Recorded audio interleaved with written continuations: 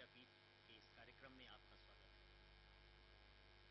आज इस कार्यक्रम में हम भाषा शिक्षण पर विचार विमर्श करेंगे और ये जानने की कोशिश करेंगे कि भाषा का सेकेंडरी और सीनियर सेकेंडरी लेवल पर शिक्षण का क्या महत्व है और इसे कैसे संपन्न किया जा सकता है। इस विषय पर चर्चा के लिए मेरे साथ हैं, मेरे दाहिनी तरफ श्री आर.सी. शेख, ये ज्ञान भारती विद्यालय के डायरेक्टर हैं।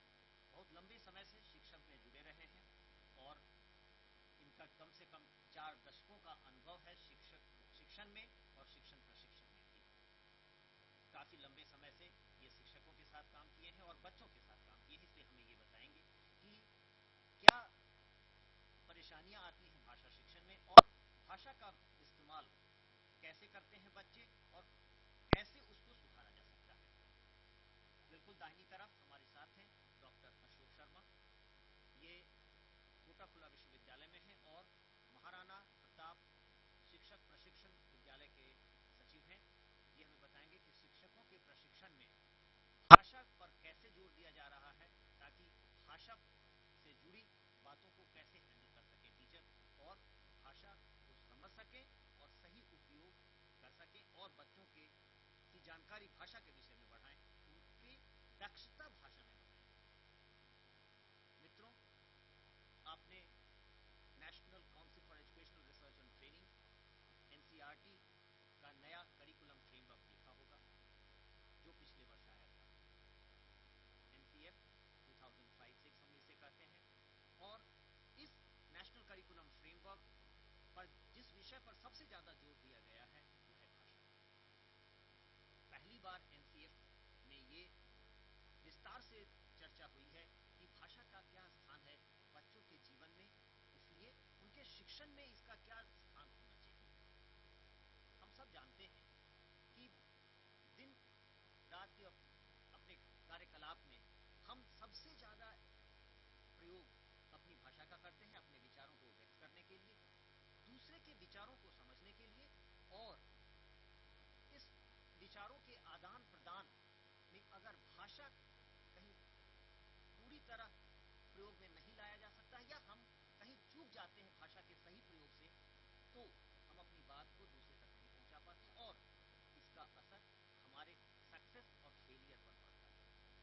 कई बार हम ऐसा देखते हैं हमारे बच्चे जो भाषा में दक्ष हैं लेकिन विषयों में कमजोर हैं, वे कई बार ज्यादा सक्सेसफुल होते हैं।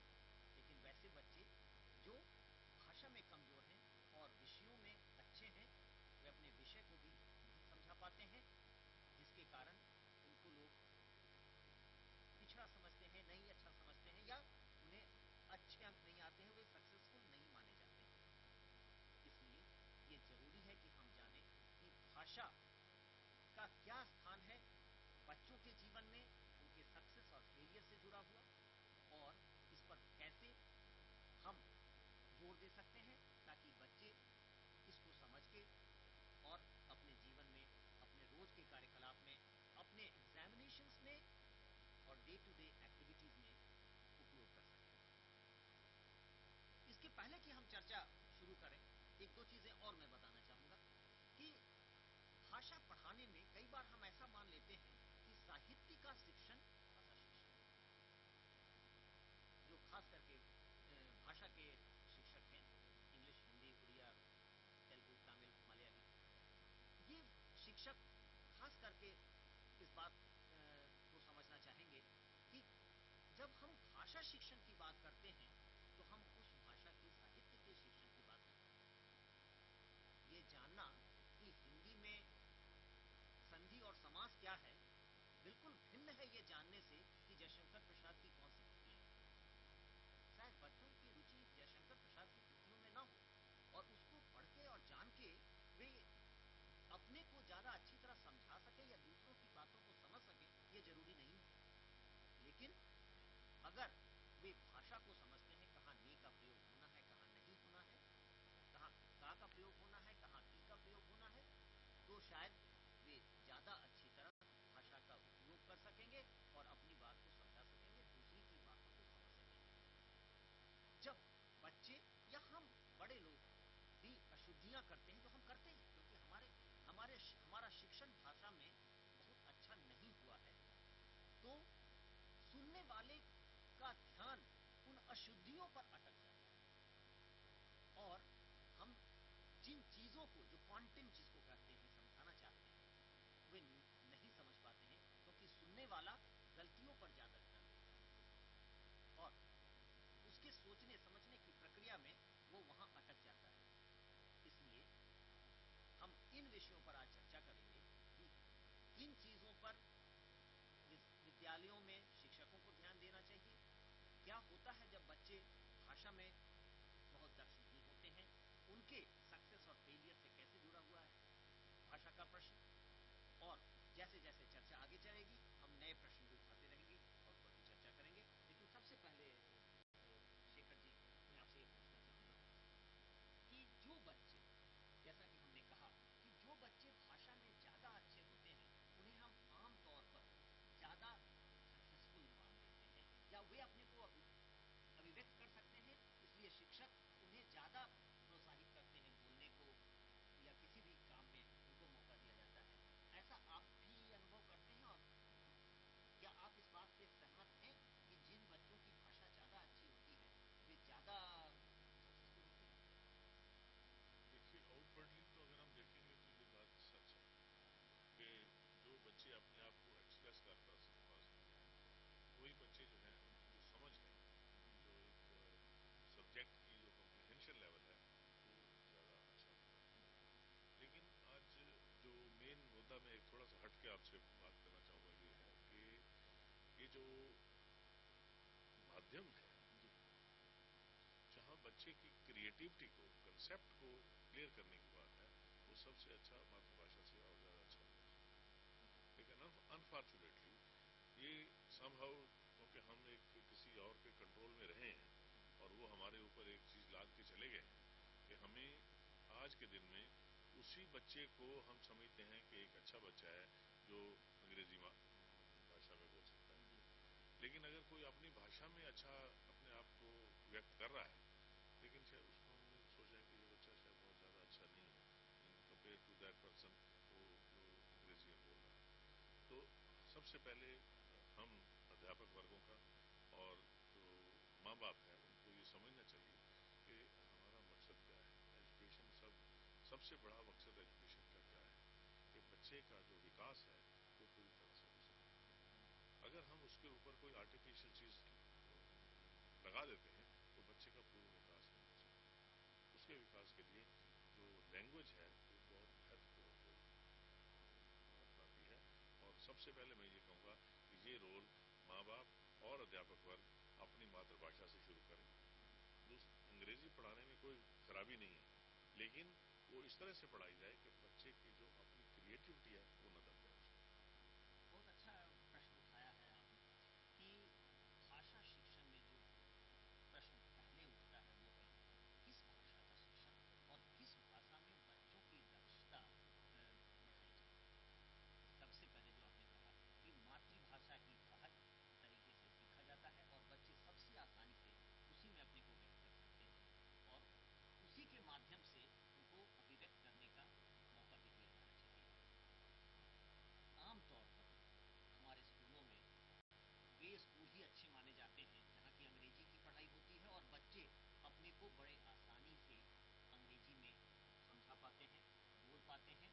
तो एक तरह की गुलामी है, जैसा कि आपने कहा कि हम अभी भी उसी प्रभाव में दबे हुए हैं, गुलामी के प्रभाव में, क्योंकि अंग्रेजी को जितना ऊंचा स्थान दिया जा रहा है और जिस तरह से हम उसे प्रोत्साहित कर रहे हैं उस तरह से भारत की भाषाओं को, जो बच्चों की मातृभाषा है, हम कर रहे हैं। इस प्रश्न से जुड़ी बातें हैं कि हमारे जो पॉलिसीज हैं, नीतियां हैं, उसमें भाषा के प्रश्न को आज तक जैसे रखा गया है, हम भी अंग्रेजी भाषा पर जोर दे रहे हैं। अंग्रेजी उत्तर से दक्षिण, पूर्व से पश्चिम सारे राज्यों में अच्छी तरह से पढ़ाया जा रहा है, लेकिन मातृभाषा पर जोर कम है। मेरा कहने का अभिप्राय ये था कि अंग्रेजी पढ़ाने में कोई खराबी नहीं है किसी तरीके से। अंग्रेजी पढ़ाई जानी चाहिए, लेकिन जो बच्चे की एक क्रिएटिविटी है वो वो इसकी वजह से ना दब जाए, ये ध्यान में रखना है। और वो जो है, जो क्रिएटिविटी है, बच्चे की ओरिजिनलिटी है, वो मातृभाषा में ही आ सकती है, वो किसी दूसरी भाषा में नहीं आ सकती। जिसमें वो फील करता है, महसूस करता है, अगर वो उसी में अपने आप को एक्सप्रेस करेगा तो उससे ज़्यादा अच्छा एक्सप्रेस नहीं कर सकता, क्योंकि वो किसी दूसरी भाषा में, जहाँ उसकी वोकैबुलरी बड़ी लिमिटेड है, जहाँ पर उसके पास बहुत कम शब्द हैं, वो उसको उस हिसाब से विकसित उसकी जो पर्सनैलिटी है वो विकसित नहीं हो पाएगी। इसलिए जरूरी है कि मातृभाषा को विकसित किया जाए, ताकि अपने अंदर के विचारों को वो उसी में सहज तरीके से समझा सकता है। और जो दूसरी भाषा है, जैसा कि उन्होंने बहुत सही कहा कि जब हम अंग्रेजी पर जोर देते हैं तो उसका वोकैबुलरी लिमिटेड है, क्योंकि बच्चा उस भाषा को केवल क्लासरूम में पढ़ रहा है या पुस्तकों में पढ़ रहा है, आम जीवन में प्रयोग नहीं करता है। और उसकी वजह से जो, क्योंकि अगर उसको सारा जोर अंग्रेजी पे देना पड़ रहा है, तो जो बाकी जो उसके सब्जेक्ट्स हैं वो भी अफेक्ट हो जाते हैं, वो भी अफेक्ट। इसी वजह से उसकी परफॉर्मेंस और नीचे चली जाती है। ये एक बड़ा मेजर कारण है जो हम रोजमर्रा में ये चीज देखते हैं बच्चे को, कि वो माँ बाप और वो अंग्रेजी पे जोर डालने के बजाय उसका मैथमेटिक्स, साइंस और सोशल स्टडी, क्योंकि अंग्रेजी के साथ अगर अपनी सोशल स्टडी भी अंग्रेजी में पढ़ानी है तो वो सोचता एक भाषा में, लिखता दूसरी भाषा में, तो जो उसको एक्चुअल समझ नहीं आ रही होती, वो कुछ चीजें रट के वहां रिप्रोड्यूस कर देती है, तो बाकी सब्जेक्ट हैं उसकी जो परफॉर्मेंस है वो अफेक्ट होता है। डॉक्टर शर्मा, आपसे मैं पूछना चाहूंगा कि प्रशिक्षण, शिक्षकों के प्रशिक्षण में भाषा का क्या स्थान है? जैसा कि हम लोग देख रहे हैं कि विद्यालयों में आमतौर पर हम अंग्रेजी में पढ़ाते लिखाते हैं, सरकारी विद्यालयों को छोड़ करके साइड, तो शिक्षकों के प्रशिक्षण में भाषा को कैसे आप हैंडल करते हैं? देखिए, जैसा शेखर साहब ने बताया कि बच्चे की जो क्रिएटिविटी डेवलप होती है वो तो निसंदेह मातृभाषा में ही हो सकती है। मेरा ऐसा मानना है कि इस क्रिएटिविटी को डेवलप करने के लिए भाषा एक सशक्त माध्यम है। भाषा के द्वारा विचारों का आदान प्रदान होता है, ज्ञान का ग्रहण किया जाता है, ज्ञान को दूसरों को दिया जाता है, और इस सब को ये बच्चों में कैसे डेवलप हो, कैसे विकसित हो, इसमें शिक्षकों की अहम भूमिका होती है। मेरा मानना है कि जब शिक्षकों को प्रशिक्षण दिया जा रहा है या शिक्षक तैयार किए जा रहे हैं, वहीं से उसी स्टेज से लैंग्वेज का ज्ञान शिक्षकों को इस तरह से दिया जाए कि वो बच्चों को प्रारंभ से ही उस भाषा, किस भाषा में उनको पढ़ाना है, मातृभाषा में पढ़ाना है, जो लैंग्वेज उस पर्टिकुलर एक क्षेत्र विशेष की है और जहां उनका जो कार्यस्थली है, उस कार्यस्थली पर जाकर के उस भाषा को विकसित करें और बच्चों में ऐसी भावना का विकास करें कि बच्चा ज़्यादा से ज़्यादा अपना वैचारिक आदान प्रदान और भाषा का उपयोग करें। हम लोग जो अभी शिक्षक प्रशिक्षण महाविद्यालयों में जिस तरह का कैरिकुलम चल रहा है, उसमें लैंग्वेज पर विशेष ध्यान दे रहे हैं। तो लैंग्वेज के अभाव में वो ना तो भाषा को ही पढ़ा पाएंगे, ना अन्य विषयों को ही पढ़ा पाएंगे। हमने कहा ज़्यादा आप जो फोकस है आप भाषा पर रखें और ऐसे शिक्षक हम तैयार करने का प्रयास कर रहे हैं जो विद्यार्थियों की आवश्यकता है आज, जिसकी हम आवश्यकता महसूस कर रहे हैं और जो अभी बातचीत में उभर कर हमारे सामने आई भी है कि बच्चों पर कोई लैंग्वेज थोपी नहीं जाए, जो स्वतः जिसको वो ग्रहण कर सकें और आसानी से जिसमें वो अपना वैचारिक आदान प्रदान कर सकें, उस भाषा में उनसे बातचीत हो और उसी भाषा को पढ़ाया। दो चीजें हैं इसमें, बहुत अच्छी एक बात है कि लैंग्वेज टीचिंग और माध्यम, ये दोनों फर्क है। लैंग्वेज टीचिंग में कोई इतराज नहीं, बच्चे को हमें अवगत कराना चाहिए कि और भाषाएं, आपकी अपनी भाषा के अलावा भी आपको दूसरी भाषा का ज्ञान होना चाहिए, लेकिन वो अपने आप को किस भाषा में एक ठीक तरह से एक्सप्रेस कर पाएगा, उस पर ज्यादा जोर देना चाहिए। तो जो आज एक नया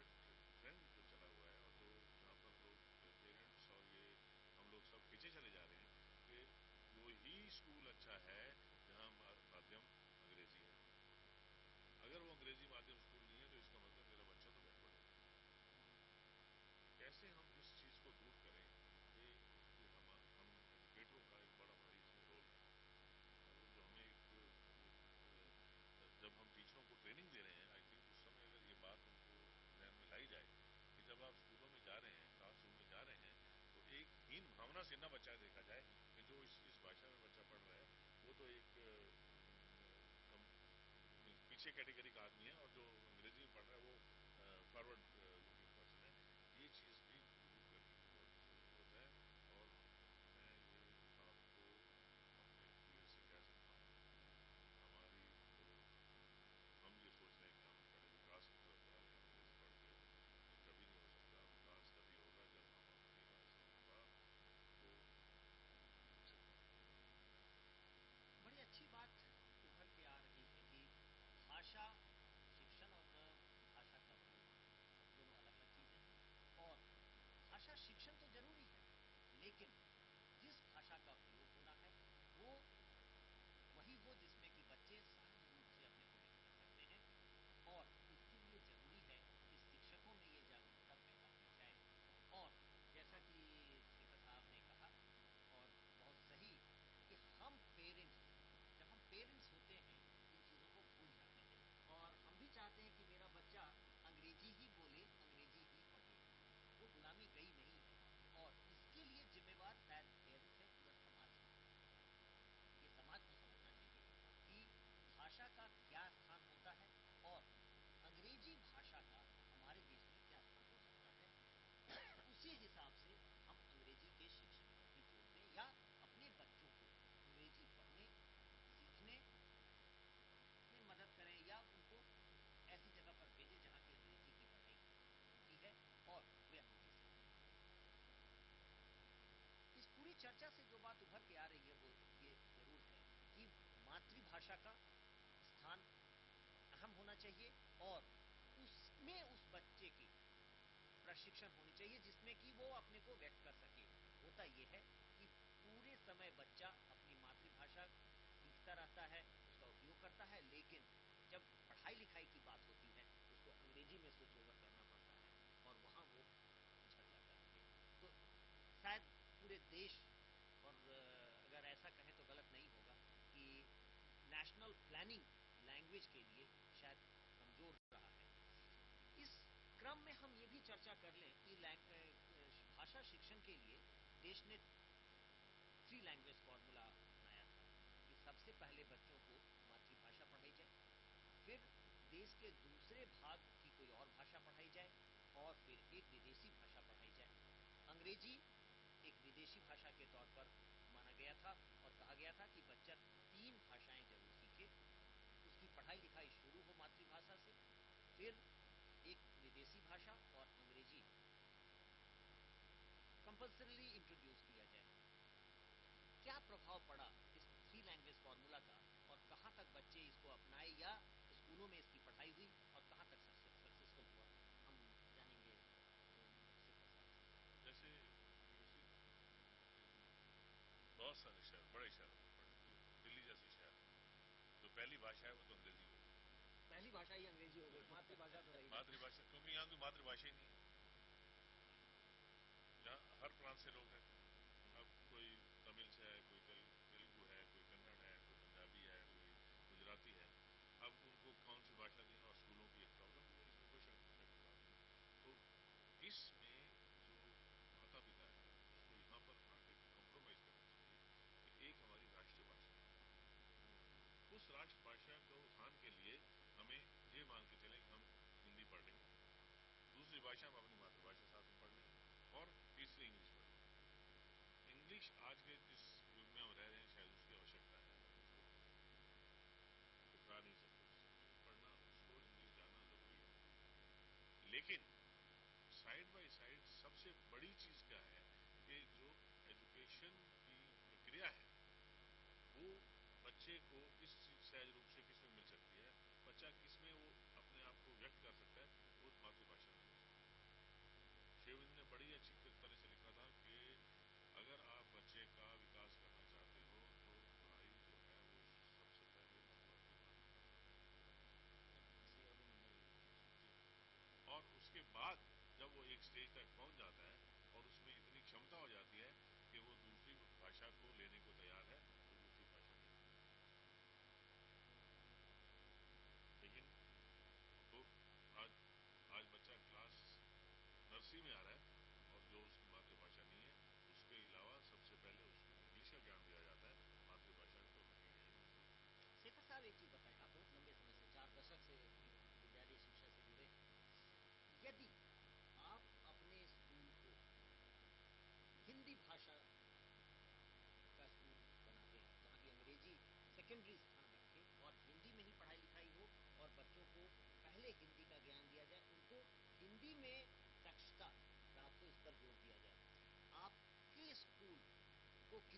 पसंद करेंगे और क्या आपको डर पड़ेगा? स्कूल बंद हो जाएगा।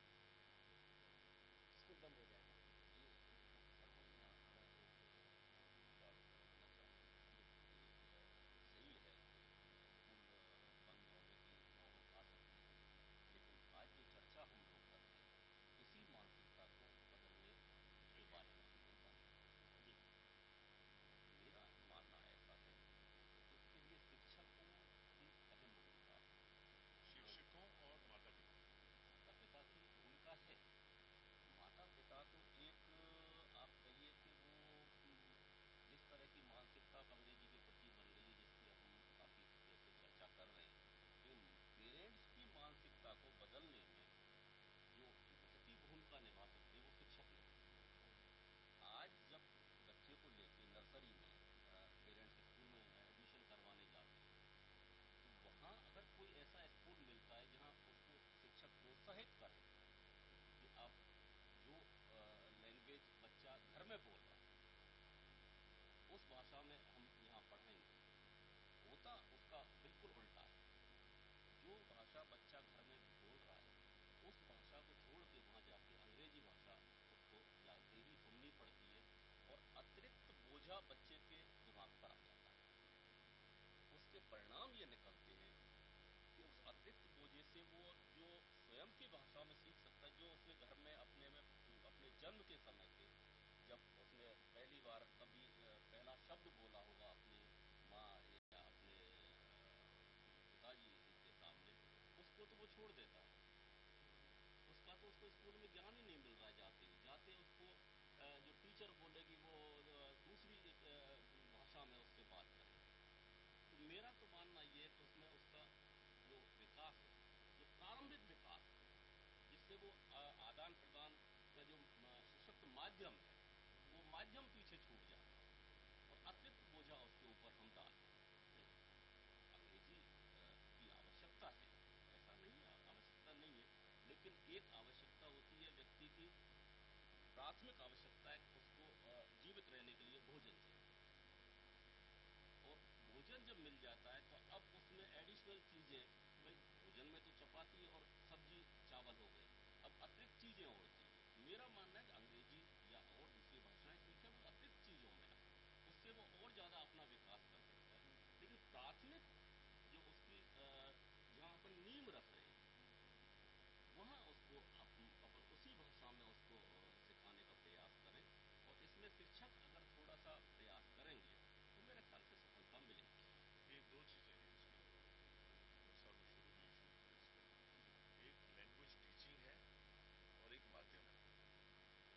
अब प्रश्न ये उठता है कि किस माध्यम से बच्चों को पढ़ाएं ताकि उनका पूर्ण विकास हो। पूर्ण विकास के लिए उनको उनकी अपनी भाषा में पढ़ाना चाहिए।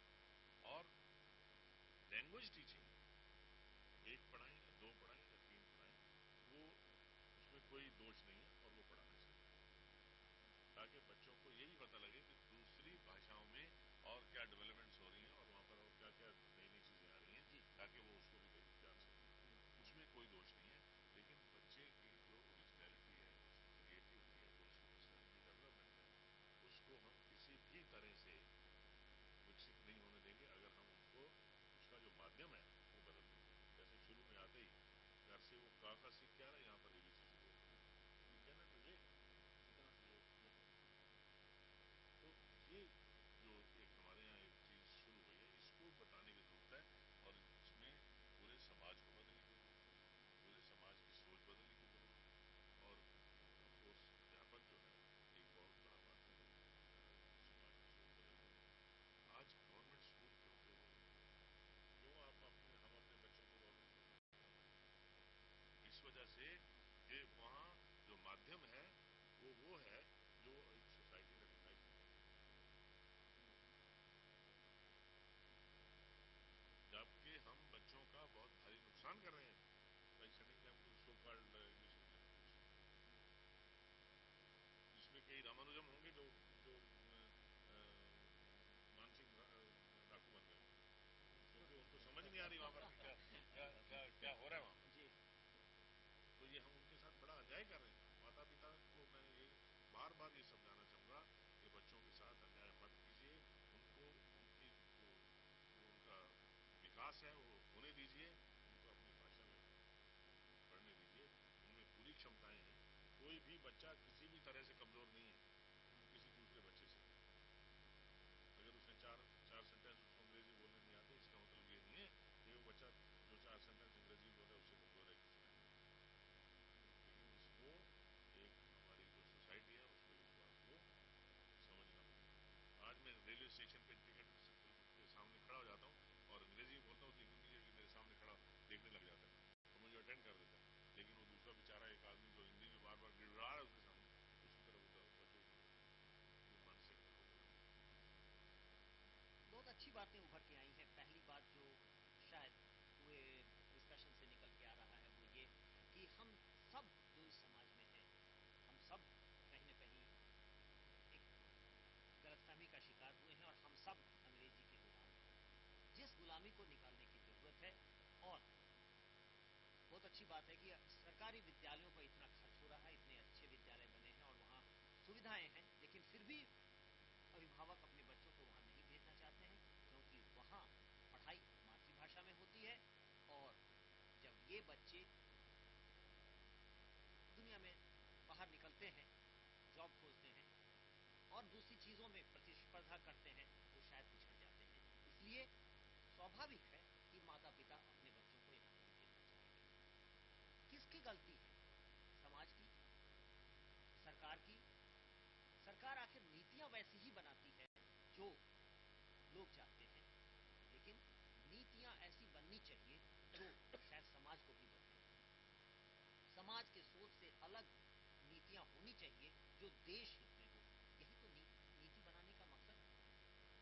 और जैसा हमने शुरू में ही कहा था कि 2005 का जो नेशनल करिकुलम फ्रेमवर्क है, ये भाषा के विषय में बिल्कुल हट के बातें करता है।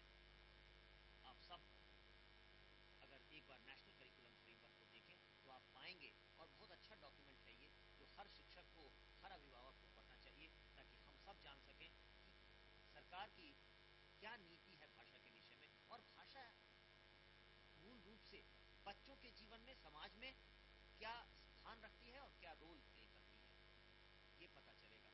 एक दूसरा प्रश्न जो उठाना चाहेंगे, और शेखर साहब ने उस पर इशारा किया था कि कितने रामानुजम मानसिंह बन जाते हैं क्योंकि वे एक भाषा का शिकार हो जाते हैं। उनमें क्रिएटिविटी है, वे बच्चे कुछ कर सकते हैं, लेकिन चूंकि वे एक विदेशी भाषा में दक्षता नहीं प्राप्त कर पाते हैं, इसलिए वे सक्सेसफुल नहीं हो पाते हैं।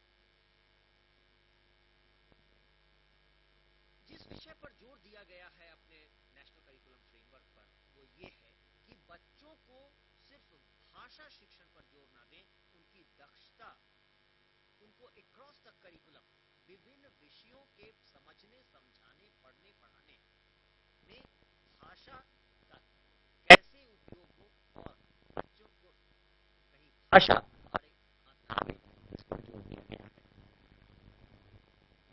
के शिक्षक, इतिहास के शिक्षक, भौतिकी के शिक्षक का भी कोई जिम्मेवारी है भाषा शिक्षण में? क्या उनको भी ये जानना चाहिए कि भाषा का स्थान अलग है और वे भी जिम्मेवार हैं बच्चों की भाषा की कमजोरी के लिए? ये बहुत अहम प्रश्न है कि भाषा शिक्षण क्या केवल भाषा शिक्षकों की जिम्मेवारी है या सभी शिक्षकों की?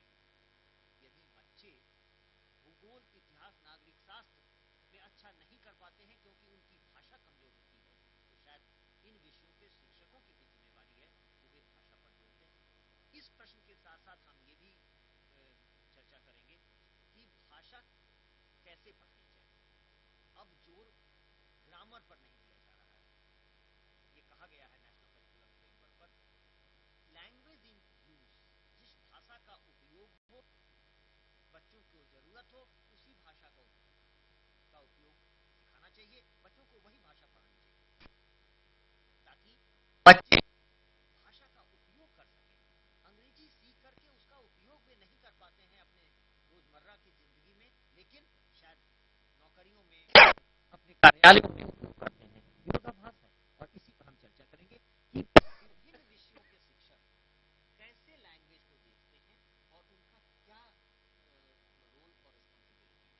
जैसे कि आप कोई भूगोल के शिक्षक हैं, उनका क्या रोल होना चाहिए लैंग्वेज एजुकेशन?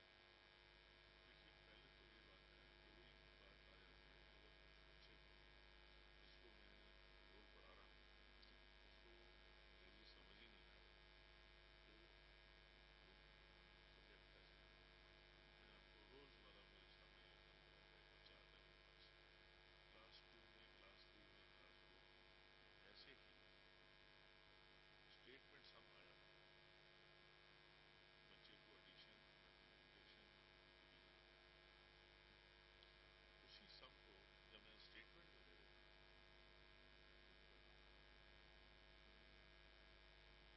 तो उनसे उसको मैं बुलाता हूँ, बेटा ये आपने क्या लिखा? कहते हैं ये समझ नहीं आता। उसको मैं कहता हूँ, अच्छा तुम्हें डिवीजन आता है? अच्छा, ये तुम्हारे पास 70 टॉफियाँ थी, तो तुमने इसको 7 बच्चों में बांट दी, तो क्या करोगे? तो इसको 7 से डिवाइड करो, 7 से डिवाइड करो, 7 से डिवाइड कर देता हूँ। अब यहाँ पर क्या है कि उस बच्चे के साथ कमजोरी ये है, वो उसको ट्रांसलेट करने की कोशिश कर रहा है, उसको समझ नहीं आ रहा क्या क्या करना चाहिए। अगर वही सम जब टीचर उसको हिंदी में बोल देता है कि आपके पास 70 टॉफियाँ, आपने इसको 60 बच्चों में बांटना है, कैसे बांटोगे? तो फिर वो नहीं करेगा। तो मुझे उसकी ज़रूर आवश्यकता है उसको। और यहाँ पर जो एक इसका सोल्यूशन सिर्फ एक है जो मैंने ट्राई किया है और वो सक्सेसफुल है, वो ये है टू बी बाइलिंगुअल बच्चा, स्टार्ट एज बाइलिंगुअल, कि उन बच्चों के साथ जो आप अंग्रेजी में बोल रहे हो एक सेंटेंस, उसी को साथ में उसको हिंदी में भी या उसकी भाषा में समझा दो, ताकि उस बच्चे को अच्छा लगेगा। तो क्या होगा कि जो भाषा जो है वो यहाँ से आएगी, जैसे वो सुनेगा वो उसको उस हिसाब से होगा, तो वो उसको कोरिलेट करना शुरू कर देगा। तो as he will be able to correlate, he will be able to identify the things and maybe उसमें ऐसा ऐसा ऐसा उसमें दक्षता आ जाएगी। तो I think the only solution which I think educators like Dr. Sharma can go back to his colleges and universities and say that the teachers should also be encouraged that they should be try to be bilingual as much as possible to make the child at ease. And once the child is at ease, his creativity level, इससे बेहतर उदाहरण नहीं हो सकता था। बच्चा गणित की भाषा समझ रहा है, जो हिंदी या अंग्रेजी की भाषा है वो नहीं समझ रहा है। जब उसे ये कहा जाता है कि 70 टॉफियां हैं, 7 बच्चों में विभाजित करना है, कैसे करोगे? तो वो सेकंडों में बता देता है कि 70 को 7 से भाग करेंगे, जितना आएगा वही हर बच्चे को मिलेगा। लेकिन जब इस प्रश्न को हम भाषा में रखते हैं तो बच्चे को गणित की भाषा समझ में आ रही है, हिंदी अंग्रेजी समझ में नहीं आ रही है।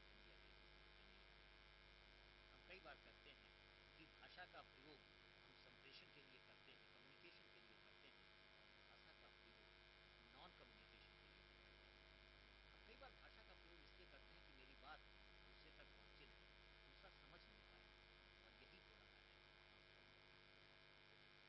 हम भाषा का प्रयोग इतना क्लिष्ट कर देते हैं कि बच्चे ना अंग्रेजी समझ पाते हैं ना हिंदी समझ पाते हैं। एक अच्छा सॉल्यूशन इन्होंने दिया कि इसमें कोई खराबी नहीं है कि हम बाइलिंगुअल हों और बाइलिंगुअल मीडियम से हम शिक्षण करें, और वही शायद स्वाभाविक है भारतीय या ऐसे देशों में जहां की हम गुलाम रहे हैं। अंग्रेजी को हम निकाल के फेंक नहीं सकते हैं, और अपनी भाषाएं इतना पिछड़ गई हैं उनका प्रयोग नहीं हो सकता है शुद्ध रूप में। शायद समय लगेगा, कभी आगे हो सके, लेकिन अभी जो सॉल्यूशन है वो शायद बाइलिंगुअलिज्म, जैसा कि शेखर साहब ने कहा, और नेशनल करिकुलम फ्रेमवर्क भी यही कहता है कि मल्टीलिंगुअलिज्म पर जोर होना चाहिए और बच्चों को विभिन्न भाषाओं के उपयोग में प्रोत्साहित किया जाना चाहिए। एक चीज और, समय की कमी हो रही है शायद, अब हम वैसी भाषाओं की भी चर्चा कर रहे हैं जिन्हें हम ट्राइबल लैंग्वेजेस कहते रहे हैं। इन भाषाओं को कभी हम शिक्षा के परिप्रेक्ष्य में देख ही नहीं पाए कि ये भाषाएं भी उपयोग में लाई जा सकती हैं शिक्षण के लिए। पहली बार 11th प्लान में हम ये चर्चा करने जा रहे हैं क्या जो ट्राइबल लैंग्वेजेस हैं, जो शायद ट्राइबल्स अपने रोजमर्रा की जिंदगी में इस्तेमाल करते हैं, क्या उन भाषाओं में भी शिक्षण हो सकता है? चर्चा में ये बात आई थी कि क्रिएटिविटी मातृभाषा में ही हो सकती है, और ये जो ट्राइबल बच्चे हैं, ये होशंगाबाद में प्रयोग किया गया था, और देखा गया कि जब बच्चों को उनकी भाषा में कई एक्सपेरिमेंट दिखाए गए तो वे नई नई चीज अपने आप करने लगे। लेकिन जब उनको यही चीजें हिंदी या अंग्रेजी में बताई गई या उनको प्रयोग करके दिखाया गया तो वे नहीं समझ पाए, क्योंकि शिक्षक जो भाषा बोल रहे थे वो बच्चों तक पहुंच नहीं रहा था। वे प्रयोग को देख रहे थे लेकिन वो भाषा और प्रयोग में बट जाते थे और पूरी तरह उसको समझ नहीं पाए। ये पहली बार 11th प्लान में आ रहा है कि हम क्या ट्राइबल लैंग्वेज भी शिक्षण में प्रयोग में ला सकते हैं, और अगर जो ट्राइबल बच्चे हैं उनको अगर अपनी मातृभाषा में, खड़िया में, कोंकणी में उनको अगर पढ़ाया जाए तो शायद वे क्रिएटिविटी जो उनमें है वो निकल के आ सकता है। अभी कुछ देर पहले आपने बातचीत में समझाने के लिए बताया था कि सरकार ने 3 लैंग्वेज की बात की थी, और एक क्षेत्रीय भाषा पढ़ाई जानी चाहिए। शेखर साहब ने अभी मेरे साथ बताया था बाइलिंगुअल अपना पढ़ाने का तरीका रखना है। यहाँ अपन ये कर सकते हैं जो बिल्कुल डेमो बेस्ड आज का है, जहाँ क्षेत्रीय भाषा को हमें पढ़ाना ही, वहाँ क्षेत्रीय भाषा और हिंदी या क्षेत्रीय भाषा और अंग्रेजी बाइलिंगुअल मात्र नहीं, पर जो तीसरी भाषा एक बढ़ जाती है उसको एडिशनल लैंग्वेज के रूप में बच्चों को पढ़ाया जाए। तो जो सरकार की नीति है वो अच्छी है, केवल उसका इम्प्लीमेंट कैसे करना है वो आवश्यकता भी है। बिल्कुल सही कहा आपने कि मल्टीलिंगुअलिज्म एसेंशियल फीचर है हमारे जीवन का, पूरे देश का, और हमें शायद मल्टीलिंगुअल फॉर्म एजुकेशन देने का प्रयास करना चाहिए। शायद उससे कोई समाधान निकल के आवे। एक चीज और जो कार्यक्रम को खत्म करने के पहले हम चर्चा करना चाहेंगे कि जब बच्चे बड़े हो जाते हैं 9वीं 10वीं 11वीं 12वीं के स्तर पर, इस स्तर पर बच्चों को ग्रामर का शिक्षण, व्याकरण का शिक्षण और भाषा अल्टीमेटली हम लोग प्रयोग करते हैं अपने आप को व्यक्त करने में, तो ग्रामर पर कितना जोर दूं और उपयोग पर कितना जोर? देखिए, कोई भाषा है वो अल्टीमेटली तो क्या होता है, उसको आर्टिकुलेशन तो अच्छी होनी चाहिए, और वो आर्टिकुलेशन अच्छी तब हो सके जब उसमें ग्रामर आई हो। भाषा के साथ ग्रामर को आप अलग नहीं कर सकते, ग्रामर का अलग है। लेकिन पहले क्या शुरू से ही ग्रामर शुरू हो जानी चाहिए? वो नहीं होता।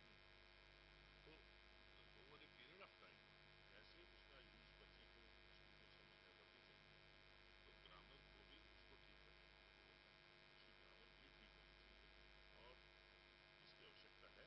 और ये यहाँ पर जाके जो सब्जेक्ट टीचर है उसका रोल है, जबकि एक आम जब भाषा में यूज कर रहा है तो सारे खुश होते हैं, बहुत बड़ा हो गया, जो अपने आप को बेस्ट ही कर सकते हैं। लेकिन जब उसको पर्टिकुलरली एक भाषा में अपने आप करना है तो वो ग्रामर है, उसकी ग्रामर होनी चाहिए, उसमें कोई दो राय नहीं। और ग्रामर को उसी पद्धति से जिस पद्धति से पढ़ाना चाहिए वो ग्रामर जो लैंग्वेज का टीचर है उसको चर्चा को खत्म करने का समय आ रहा है, लेकिन इस चर्चा को समाप्त करने के पहले कुछ चीज़ों पर फिर से एक बार दृष्टि डाल लें, क्योंकि जैसा कि पूरी चर्चा से ये बात उभर के आई है कि भाषा का एक अहम स्थान है और बच्चों के सक्सेस और फेलियर पर भाषा का बहुत बड़ा प्रभाव पड़ता है। इसलिए भाषा शिक्षण पर जोर तो होना ही चाहिए। देश की जो नीतियां बनी हैं भाषा के लिए उनको फिर से एक बार देखने की ज़रूरत है, और नेशनल करिकुलम फ्रेमवर्क जो नया आया है उसमें जो भाषा पर जोर दिया गया है और भाषा पर चर्चा हुई है वो काफ़ी अहम है, उसको एक बार देखना चाहिए और उसको लागू भी